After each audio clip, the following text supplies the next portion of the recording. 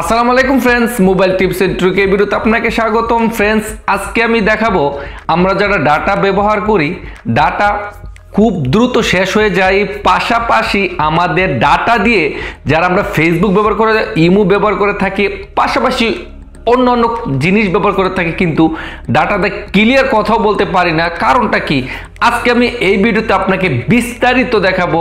ভিডিওটি না টেনে সম্পূর্ণ ভিডিওটি দেখার অনুরোধ রইল। আর ভিডিওটি শুরু করার আগে, হ্যালো ফ্রেন্ডস, আমি মোহাম্মদ কাউসার, বাংলা এডুইট ল্যাপটপ টিপস চ্যানেল পক্ষ থেকে আপনাকে স্বাগতম। যদি আমাদের এই পরিবারে নতুন হয়ে থাকেন তাহলে অবশ্যই নিচে থেকে সাবস্ক্রাইব করে পাশে বেল আইকনটি টিপে দিন। এরকম নতুন নতুন টিপস এন্ড টিউটোরিয়াল নিয়ে আবারও দেখা হবে।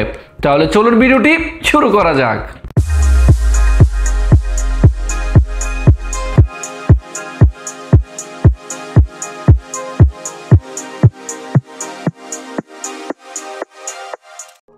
স্ক্রিনে আপনাকে স্বাগতম। ফ্রেন্ডস, সরাসরি আমি চলে যাচ্ছি আমার মোবাইলে।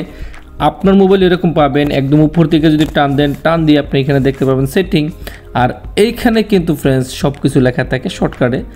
আমি এখানে ডাটার উপর একটা ট্যাপ করে ধরে রাখলাম, ডাইরেক্ট আমার এখানে চলে আসলো। এখানে আসার পরে আপনি আপনার মোবাইলে এই দুইটা অপশন দেখতে পাবেন, একটা হচ্ছে একটা সিম এবং দুইটা সিম। সিম 1, 2তে আপনি কোন সিমের ডাটা চালাচ্ছেন। আমি এটা হচ্ছে সিম 1, আর সিম 1 সিমের মধ্যে দেখতে পারতেছেন এটা অফ রয়েছে, আর সিম নিচে যদি দেখেন সিম 2 অ্যাক্টিভ রয়েছে। অর্থাৎ এই যে সিম 2, এইটা ডাটাটা কিন্তু এখানে অ্যাক্টিভ রয়েছে। আমি আপনাকে একটু ক্লিয়ার করে দেখাচ্ছি বোঝানোর ক্ষেত্রে। ফ্রেন্ডস, এখানে যদি একটু লক্ষ্য করে দেখেন, এটা হচ্ছে সিম 2, এটা হচ্ছে সিম 2।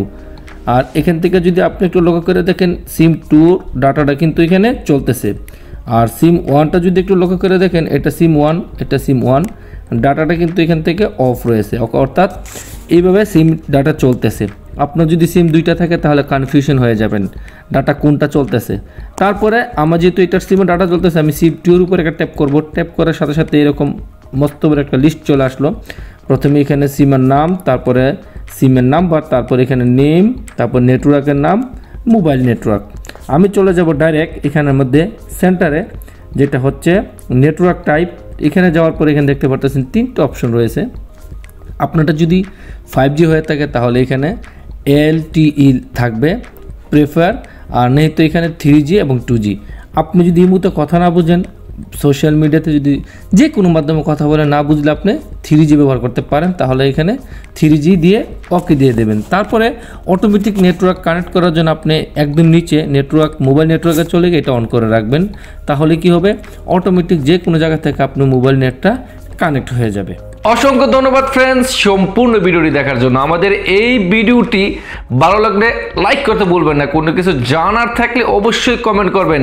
প্রত্যেকটা ভিডিওর প্রত্যেকটা কমেন্টের উত্তর দেওয়া হয়, প্রয়োজন মোতাবেক কমেন্ট অনুযায়ী আমরা ভিডিও তৈরি করে আপলোড দিয়ে থাকি। ভালো থাকেন, সুস্থ থাকেন, আল্লাহ হাফেজ।